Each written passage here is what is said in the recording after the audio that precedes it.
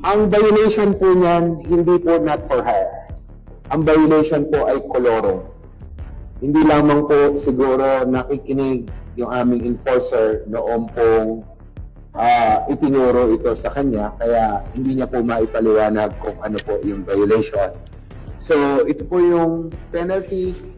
Pag sa MMDA po ang nakahuli, pag LTO, LTFRB under the CHAO, medyo mabigat po ang penalty niyan. Umaabot pa ng 1 million pesos kada bus. Pero, we will admit, mali po yung aming enforcer.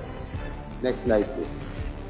Dahil as early as 2024, meron na po akong issuance na nagsasabi na yung administrative violation, particularly sa koloro, ay hindi po lahat authorized manghuli.